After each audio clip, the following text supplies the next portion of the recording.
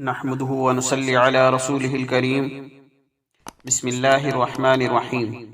صرف 5 منٹ کا مدرسہ قرآن و حدیث کی روشنی میں 19 ذی الحجہ۔ نمبر 1 اسلامی تاریخ۔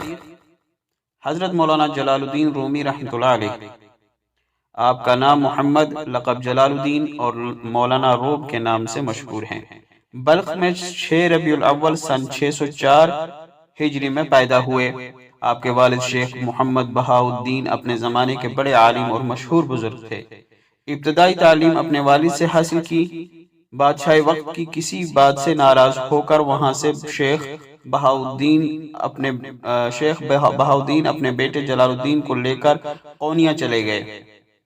اس وقت جلال الدین رومی کی عمر 18 یا 19 سال تھی۔ آپ نے قونیہ میں تقریباً 8 سال مختلف اساتذہ سے علم حاصل کرتے ہوئے ملک شام کے علمی شہر حلب کا رخ کیا اور مدرسہ حلاویہ میں رہ کر شیخ عمر بن احمد اور بعض دوسرے مدارس کے ماہر و ممتاز علماء کی خدمت میں رہ کر تمام علوم میں مکمل مہارت حاصل کر لی۔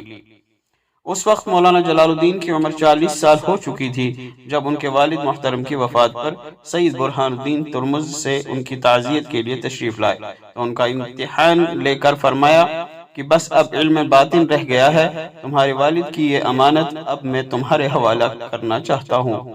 چنانچہ 9 سال تک مولانا رومی نے ان کی صحبت میں رہ کر علم باطن اور معرفت و سلوک کے مراتب طے کر لیے۔ نمبر 2 اللہ کی قدرت۔ ستارے۔ رات میں کھلے آسمان پر بے شمار ستارے چمکتے ہوئے نظر آتے ہیں۔ ان ستاروں کی چمک اور روشنی سے آسمان بڑا خوبصورت دکھائی دیتا ہے۔ خود اللہ تعالیٰ فرماتا ہے، ہم نے آسمان دنیا کو روشن چراغوں سے زینت عطا فرمائی۔ یہ کتنی عجیب بات ہے کہ ہزاروں سال سے کروڑوں ستارے آسمان پر ایسے جگمگا رہے ہیں کہ کبھی روشنی ختم نہیں ہوتی۔ لوگ ان ستاروں کے ذریعے راستہ اور منزل کی سمت معلوم کر لیتے ہیں۔ آج کے ترقی یافتہ زمانے میں بھی رات میں جہاز کے کپتان ستاروں کی مدد سے رخ معلوم کرتے ہیں۔ ان ستاروں کا برابر چمکنا اور وقت مقررہ پر نکلنا اللہ کی قدرت کی عظیم نشانی ہے۔ نمبر 3 ایک فرض کے بارے میں۔ ایک جیسی چیز کا آپس میں بیچنا۔ رسول اللہ صلی اللہ علیہ وسلم نے فرمایا، سونا سونے کے بدلے، چاندی چاندی کے بدلے، گیہوں گیہوں کے اور جو کے بدلے، کھجور کھجور اور نمک نمک کے بدلے برابر اور نقد بیچا جائے۔ جس نے زیادہ دیا یا زیادہ کا مطالبہ کیا وہ سود کا مرتکب ہوا۔ لینے اور دینے والا اس میں برابر ہے۔ فائدہ: اگر سونے کو سونے کے بدلے، چاندی کو چاندی کے بدلے، گیہوں کو گیہوں کے بدلے اور اس طرح کی ایک جیسی چیز کو جب آپس میں ایک دوسرے کے بدلے بیچا جائے تو ان کا دونوں طرف مقدار میں برابر ہونا اور نقد ہونا واجب ہے۔ کم زیادہ یا ادھار بیچنا حرام ہے۔ نمبر 4 ایک سنت کے بارے میں۔ سفر حج سے واپسی پر دعا دینا۔ حضرت عبداللہ بن عمر رضی اللہ عنہما سے روایت ہے کہ ایک غلام حج سے واپسی پر آپ صلی اللہ علیہ وسلم کی خدمت میں حاضر ہوا اور سلام کیا۔ آپ صلی اللہ علیہ وسلم نے اس کی طرف اپنا سر مبارک اٹھایا اور یہ دعا دی، قبل اللہ حجک وغفر ذنبک واخلف نفقتک۔ ترجمہ: اللہ تیرا حج قبول فرمائے، تیرے گناہ معاف فرمائے اور خرچ کا بدلہ عطا فرمائے۔ نمبر 5 ایک اہم عمل کی فضیلت۔ حاجی سے ملاقات کرنا۔ رسول اللہ صلی اللہ علیہ وسلم نے فرمایا، جب کسی حاجی سے ملاقات ہو تو اس کو سلام کرو اور اس سے مصافحہ کرو اور اس سے گھر میں داخل ہونے سے پہلے اپنے لیے دعائے مغفرت کی درخواست کرو، کیونکہ وہ اپنے گناہوں سے پاک و صاف ہو کر آیا ہے۔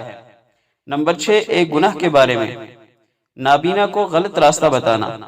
رسول اللہ صلی اللہ علیہ وسلم نے ارشاد فرمایا، لعنت ہے اس شخص پر جس نے نابینا کو غلط راستہ بتایا۔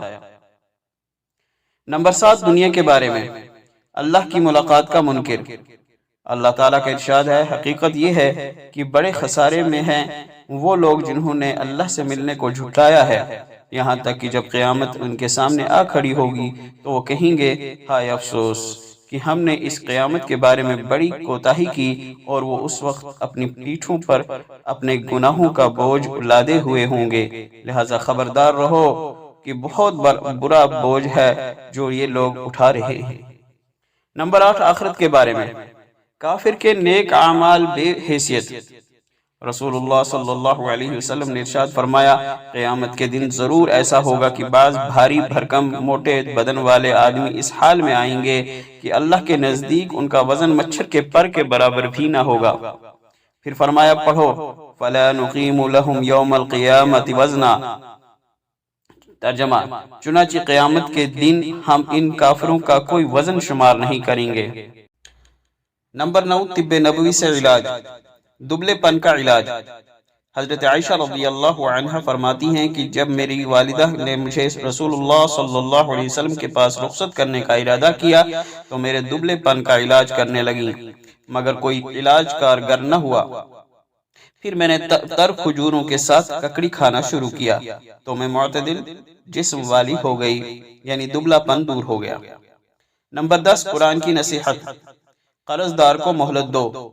قرآن میں اللہ تعالیٰ فرماتا ہے اور اگر قرض دار تنگ دست ہو تو اس کو آسانی پیدا ہونے تک مہلت دی جائے، اور اگر تم اپنا قرض معاف کر دو تو یہ تمہارے حق میں زیادہ بہتر ہے۔ اللہ تعالیٰ عمل کرنے کی توفیق عطا فرمائے۔ وآخر دعوانا الحمد للہ رب العالمین۔